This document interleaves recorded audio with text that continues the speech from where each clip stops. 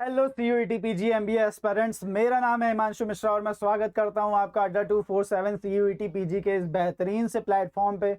दोस्तों, क्या आपके साथ ऐसा होता है क्या? जैसे मैं अपना आपके साथ एक्सपीरियंस शेयर करता हूं।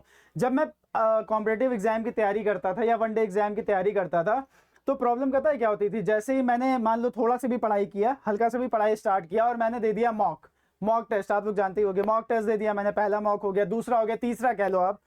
मैंने मॉक दिया, हुआ क्या? स्कोर डाउन हो गया, स्कोर कम आ गया। तो मैं बहुत ज़्यादा डिमोटिवेट हो गया था यार, बहुत ज़्यादा। मैं लिटरली बता रहा हूँ, मैं उस मतलब ऐसा हो गया था यार, मैं छोड़ देता हूँ, मैं तैयारी कर ही नहीं सकता। क्योंकि मैंने देखा यार, मैं रैंक देख रहा हूँ अपनी, मैं तो कहीं एग्जिस्ट ही नहीं कर रहा हूँ। मेरे तो परसेंटेज ही बहुत कम आ रहे, परसेंटाइल ही उसमें बहुत कम आ रही है।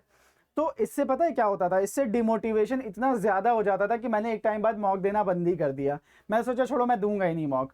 बट प्रॉब्लम पता है क्या हो गई? इसकी वजह से क्या हो गया? इसकी वजह से मैं पीछे होने लगा। मतलब जो मैं और तैयारी कर रहा था, मैं वो तैयारी ढंग से नहीं कर पाया। तो इसको दूर करने का तरीका क्या है? इसको कैसे मैं नेग्लेक्ट करूं, कैसे मैं साइड करूं, मैं कैसे अपने माइंड को एक जगह कंसंट्रेट कर सकूं कि ठीक है यार, मॉक डाउन हुआ है ना, बट फिर भी मैं इतनी मेहनत कर लूंगा कि ये मॉक स्कोर आज डाउन हुआ है, कल मैं इसको बढ़ा दूंगा। आज 35% आया, आज 45% आया, कल क्या होगा? 80% पहुंचा दूंगा मैं। क्या मेरी इतनी बात समझ में आई आप लोगों के? मतलब आपको क्या क्या ऐसे स्टेप्स उठाने चाहिए कि आपका अगर मॉक स्कोर डाउन हुआ है तो आप डिमोटिवेट मत हो, बल्कि और ज्यादा मेहनत करने के लिए आप प्रेरित हो जाओ और ज्यादा मोटिवेट हो जाओ कि यार अब मैं भाई 35% आया, अब इसकी ऐसी की तैसी मैं फाड़ के रख दूंगा। अब क्या करूंगा? मेरे नंबर बढ़िया आने चाहिए। मैं अपनी गलतियों से सीखूंगा, मैं एनालिसिस करूंगा कि मेरा नंबर कहाँ डाउन हो गया है। तो इस सेशन में मैं आप लोग को यही टारगेट करूंगा, मैं आपको यही चीजें बताऊंगा कि भाई अगर पहला मॉक दिया, दूसरा मॉक दिया, तीसरा मॉक दिया, चौथा मॉक दिया, अगर आपके मॉक स्कोर डाउन जा रहे हैं तो आपको क्या ऐसी चीजें फॉलो करनी चाहिए जिससे कि आप ऐसे स्कोर क्रिएट कर सको। तो वीडियो को पूरा देख लेना, पसंद आ जाए तो लाइक कर देना, शेयर कर देना, कमेंट करके बता देना कि आपको हेल्प मिली, नहीं मिली, कैसा क्या हुआ, सब कमेंट करके बताना। चलो वीडियो को थोड़ा मोड़ा आगे बढ़ा देते हैं। देखो, पहली जो इमेज लगी हुई है ना, ये पहली इमेज जो लगी है, आपको इससे बहुत कुछ सीखने को मिलेगा। पहली इमेज में देखो भाई के साथ क्या हो गया, दिख रहा है ना? क्या डाउनफॉल चला गया, मॉक स्कोर में नंबर कम आ गया। लेकिन इधर दूसरी साइड आपको कुछ दिख रहा होगा। क्या दिख रहा होगा? ये चीज पढ़ो आप एक बार, आप एक बार इसको पढ़ लो। यहां पे देखो लिखा क्या है, क्या लिखा हुआ है? पहले मॉक टेस्ट में मार्क्स नहीं, तुम्हारी बेस लाइन आई है। भाई इस बात को बहुत अच्छे से अपने दिमाग में खोल के एकदम दिमाग के अंदर डाल लो कि मतलब क्या हुआ। जैसे मान लो कि मैं मान लो मैं किसी एग्जाम की तैयारी कर रहा हूं और मैंने एग्जाम दिया, तो वो पता है वो मार्क्स क्या बता रहे होंगे? वो मार्क्स मुझे पता है क्या बता रहे होंगे? मुझे बता रहे होंगे भाई देखो, तुम यहां स्टैंड कर रहे हो, अभी तुम्हें इतनी मेहनत करनी है। मतलब मैं बेस लाइन अपनी डिसाइड कर सकता हूं कि मुझे अभी कितनी मेहनत करनी है। ये मुझे बेस लाइन क्रिएट कर देता है कि मुझे बताता है कि भाई आपको देखो, यहां पे आप स्कोर कर रहे हो, आपको यहां तक जाना है, ये मेहनत करनी है आपको। तो बताता क्या है? बेस लाइन बताता है, बेस लाइन बताता है। एक और चीज लिखा हुआ है भाई, मिथ। मिथ क्या है? मॉक बराबर फाइनल रिजल्ट। देखो एक बात बताओ, जैसे जैसे मान लो कि कभी आप लोगों ने स्कूल में भी किसी ना किसी फंक्शन में पार्टिसिपेट किया होगा, कभी ना कभी किया होगा। तो उसके पहले हम बहुत सारे प्रैक्टिसेस करते हैं ना, हम बहुत सारे प्रैक्टिसेस करते कि जैसे मान लो कोई डांस वाला है तो हम लोग डांस के स्टेप प्रैक्टिस करते हैं, सिंगिंग का है तो सिंगिंग के स्टेप्स प्रैक्टिस करते हैं। तो मान लो कि आप कमरे में बैठे हुए हो और आपका सिंगिंग का कॉम्पिटिशन है और सिंगिंग की प्रैक्टिस कर रहे हो। आपने एक बार गाया और कुछ अंड शंड निकल गया, या कुछ मतलब आप नहीं गा पा रहे हो, है ना, ऐसी तैसी कर दिया आपने। तो क्या आप खुद को ये जज करोगे क्या कि आप गा नहीं सकते हो? नहीं ना। वो तो प्रैक्टिस है ना, ये प्रैक्टिस है भाई। जो मॉक टेस्ट देते हो ना, वो प्रैक्टिस है, वो आपको बताता है कि आपको कितनी ज्यादा और मेहनत करनी है, आप कहाँ स्टैंड कर रहे हो। तो ये चीज यार हमेशा याद रखना कि मॉक टेस्ट फाइनल नहीं होता। मॉक टेस्ट फाइनल नहीं होता, मॉक टेस्ट सिर्फ बताता है कि हाउ यू हैव स्टैमिना, है ना, आप कितना पोटेंशियल रखते हो, आपको कितना आगे जाने की नीड है। समझ रहे हो? मेरी बात समझ रहे हो सकता है इंग्लिश कुछ गलत निकल रही हो, भाई माफी कर देना, मैथ्स का टीचर, क्वांट का टीचर हूँ, एलआर का टीचर हूँ, ठीक है? थोड़ा थोड़ा क्षमा वमा करते जाना, ठीक है? देखो ये दिख रहा है आपको भाई, ये कंडीशन क्रिएट हो जाती, ये सच है। भले ये जो भी कहो यार कि ये कैसी फोटो है, लेकिन यार ये कंडीशन क्रिएट होती है। मैं भी ऐसे रात में बैठ चुका हूँ अपना सर पकड़ के कि भाई यार मैं क्या कर डालूं, मैं क्या करूं जब मेरा फेल का रिजल्ट आता है, या फिर मैं क्या करूं जब मेरे मॉक स्कोर डाउन चले जाते हैं। कुछ नहीं करना भाई, थोड़ा सा पेशेंस रखना है, सांस ऊपर नीचे लो और ध्यान करो कि भाई ये जो मॉक स्कोर आया है ये कुछ नहीं है, ये आपकी बेस लाइन को बता रहा है कि आपको अभी बहुत ज़्यादा मेहनत करने की नीड है। ये बता रहा है कि भाई आपको अभी बहुत ज़्यादा मेहनत करने की नीड है। अगर आप ये समझ गए तो आपका काम ऐसे ही हो जाएगा, ऐसे ही। एक और स्लाइड देख लो यार, अभी एक दो स्लाइड है बस, और कुछ नहीं है। और इस स्लाइड को मैं ना लाता, पता है मेरे लाने का, पता है इस स्लाइड्स को लाने का मतलब मेरा मोटिव क्या था? मैं आपको कुछ चीज़ें शो करना चाहता था, मैं आपको कुछ चीज़ें बताना चाहता था।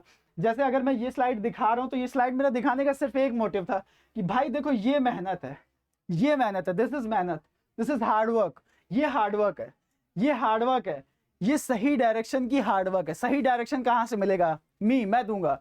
ये मेहनत है, ये गाइडेंस है कि भाई मॉक रिजल्ट फाइनल नहीं है, मॉक रिजल्ट आपको बता रहा है कि मेहनत करते रहो, चुप चुप चुप चुप के मेहनत करते रहो, अच्छा खासा मेहनत करो और एकदम से फाड़ के रख दो भाई कि देखो रिजल्ट आ गया, ऐसी तैसी सबकी, मेरा हो गया, पहाड़ में जाओ सब, है ना।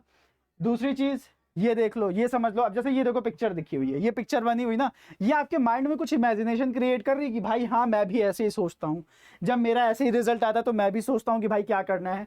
तो ये आप इमेज देखो, ये देखो। आपको एक बात पता है, आप एक चीज सोचो बैठ के कि जैसे मान लो मैंने मॉक दिया, मॉक में नंबर कमाए, तो उसकी वजह क्या रही होगी? क्या वजह रही होगी? या तो आपका सिलेबस कंप्लीट नहीं रहा होगा। भाई ऐसा होता है ना कि सिलेबस से पेपर आता है, मैंने सिलेबस पढ़ा ही नहीं है, मैंने तो बस खाली एक ही दो चैप्टर पढ़े हैं, मैं मॉक देने पहुंच गया एकदम मार्क्स सीना तान के, और वहां देखा तो एकदम नंबर कम हो गया। क्यों? क्योंकि मैंने भाई पढ़ी के नहीं रखा हुआ है। लेकिन अगर सिलेबस कंप्लीट हो चुका है तो, अगर सिलेबस कंप्लीट हो चुका है ना, तो भाई इनमें से कुछ इशू रहा होगा, इनमें से कुछ इशू रहा होगा। क्या इशू रहा होगा? हो सकता है आपने टाइम मैनेजमेंट ठीक से ना किया हो, आप कुछ क्वेश्चन करते ही चले गए और कुछ क्वेश्चंस को टाइम ही नहीं दे पाए। क्यों? क्योंकि आपका पेपर ही छूट गया। भाई एक क्वेश्चन में जब मैं आधा घंटा लगा दूंगा तो दूसरा क्वेश्चन कहां से दूंगा? समझ रहे हो मेरी बात? हो सकता है टाइम मैनेजमेंट का इशू हो गया हो सकता है क्वेश्चन सिलेक्शन एरर हो गई हो, आप क्वेश्चन समझ ना पाए हो, आपको ये लगा हो कि यार ये मैं क्वेश्चन कर सकता हूं और यहाँ पे लग गया और दूसरा क्वेश्चन इस चक्कर में बर्बाद हो गया। ये भी समझना है। देखो कुछ साइकोलॉजिकल फैक्टर्स होते हैं जो हमारे पेपर को और अच्छा कर देते हैं। मान लो पेपर कभी टफ आ गया तो वो केवल और केवल आपके लिए टफ नहीं आया भाई, वो सबके लिए टफ आया है। अगर आपने अच्छे से पढ़ाई करके रखी है, सब ने अच्छे से पढ़ाई करके रखी है, अगर पेपर आपके लिए टफ है तो पेपर सबके लिए टफ है। अगर आपका स्कोर गिरेगा तो सबका स्कोर गिरेगा। आपको बशर्ते मेहनत करते रखना है, ठीक है।